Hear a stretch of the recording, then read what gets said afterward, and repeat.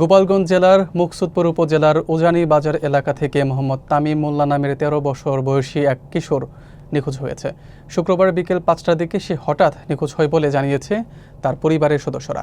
বিস্তারিত থাকছে ওয়াসিম মিয়ার তথ্যচিত্রে। নিখোঁজ তামিম মোল্লা খানজাপুর গ্রামের দুঃখু মোল্লা ও তাসলিমা বেগমের ছেলে। সে স্থানীয় সাইনবোর্ড গোলাবাড়িয়া আবু হানিফা হাফিজা মাদ্রাসার ছাত্র। পরিবার সূত্রে জানা যায়, প্রতিদিনের মতো সে মাদ্রাসা থেকে বের হয়ে উজানি বাজারে যায়, তবে এরপর আর সে ফিরে আসেনি। সম্ভাব্য সকল স্থানে খোঁজ নেওয়া হলেও তার কোনো সন্ধান পাওয়া যায়নি। তামিমের নিখোঁজে পরিবার গভীর উদ্বেগ ও উৎকণ্ঠায় রয়েছে। এই ঘটনায় পরিবারের পক্ষ থেকে মুকসুদপুর থানায় সাধারণ ডায়েরি করা হয়েছে। যদি কোনো সহৃদয়বান ব্যক্তি তামিম মোল্লার সন্ধান পান বা কোথাও দেখতে পান, তাহলে নিচের নম্বরগুলোতে যোগাযোগ করার জন্য অনুরোধ করা হয়েছে। 01743 553420, 01795 902214। নিখোঁজ শিশুর খোঁজ পেতে সামাজিক যোগাযোগ মাধ্যমে পোস্টটি শেয়ার করার জন্য সবার প্রতি অনুরোধ জানিয়েছে পরিবারটি। চেনা ছিল আমার ভাগ্নে, ঠিক আছে। তো আমাকে বললো যে ওরে পাওয়া যাচ্ছে না। আমার ভাগ্নি ফোন দিয়ে বলছে যে মামা এই তামিমকে তো পাওয়া যাইতেছে না। কেন কি পাওয়া যাইতেছে না মানে কেন কী হয়েছে? বললো যে ও মাদ্রাসায় গেছে, বলছে মাদ্রাসায় যাবে। তো এই কথা বলে ও বের হয়েছে, কিন্তু ওরা আর পাইতেছি না। আপনি একটু খোঁজ নেন। তা আমি আবার সন্ধ্যার পর মাদ্রাসায় গিয়ে হুজুরদের নক করে বলছি যে ও যে এই সেক্টরে পড়ে, হুজুর তো ওকে আসছে কেন, ও তো আসেনি। আমি ছুটিতে ছিলাম, পরে এসে খোঁজ নিলাম ও যে উস্তাদের আন্ডারে আছে, আবার ছুটি ছিল। উনি আসার পর বললো যে না আমি খোঁজ নিয়েছি, ও মাদ্রাসা আসেনি। তারপর আমি আবার একটা ছাত্রদের লজিনবাড়ি খোঁজ নিলাম যে লজিনবাড়ি গেছে কিনা, তো লজিনবাড়িও যায়নি। পরবর্তীতে মোটামুটি উস্তাদের সাথে কথাবার্তা বলে আমি আসলাম যে তাই যদি ও আসে তাহলে আপনি আমাদের অবশ্যই জানাবেন, ঠিক আছে। বলে তো পাওয়া যাইতেছে না। তো এই পর্যন্ত মাদ্রাসায় এই খোঁজখবর, তারপর রাতভর এদিক সেদিক সব জায়গাতে তালাশ করা হয়েছে, হ্যাঁ, চেপা চাপায় বাজারঘাট এদিক সেদিক, কোথাও ওরে পাওয়া যায় না।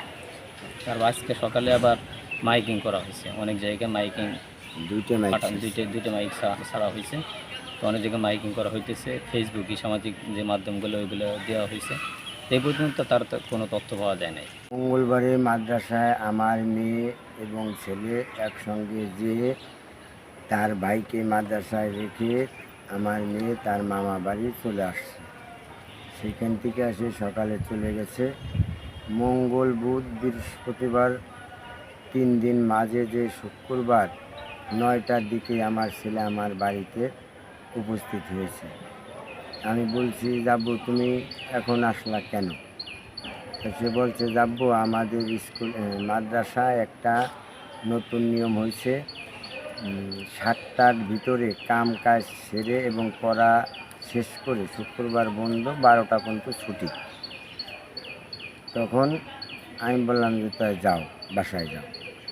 বাসায় যাইয়া তখন বৃষ্টি নামছে, প্রচুর বৃষ্টি নামলে তখন আমার স্ত্রী বলছে, আমার মেয়ে বলছে যে তাই তুমি দুপুরে খানা দানা কইরা তারপরে একসাথে কইরা যাবা না, আমার মেয়েও আসবে তার মামা বাড়ি। তো সে আমার ফার্স্টে একটা কথা বলছে, আপনার ছেলে আসে যায় কোন বাইলি কোন ইসে শোনা নাই, মিলা নাই, ইয়া নাই। তখন আমি বললাম যে হুজুর এটা আপনি কেমন কথা বললেন? সেটুকু হইতেই পারে, আমি আপনাকে বলছি আপনি কোনো একটা ভালো কথা বলেন। তখন সে বললো যে আপনার ছেলে তো আপনার কথা মতন আপনি পাঠাই দেন, আপনি আসেন যান, আপনার ছেলে যায়। এইভাবে রাইখে আমি বললাম যে তা আপনি একটু লোকেশন নেন যে গর্ত 3টা আপনাদের 3 ঘরে কোনো ঘরে আসেনি কি। তো উনি আমার পরবর্তীতে মাগরিবের নামাজ শেষে আবার ফোন দিছে।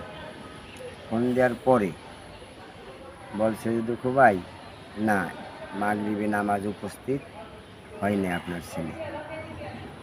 তখন আমি বললাম কি যে কী অবস্থা? তখন আবারও আমি বললাম যে হুজুর আপনি আবারও লোকেশন নেন ঘরে।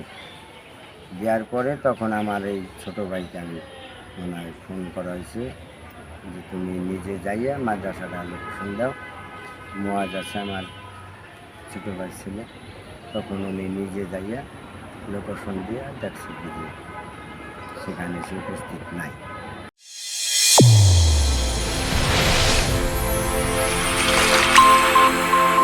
চ্যানেল A1 হৃদয় রেসপন্স।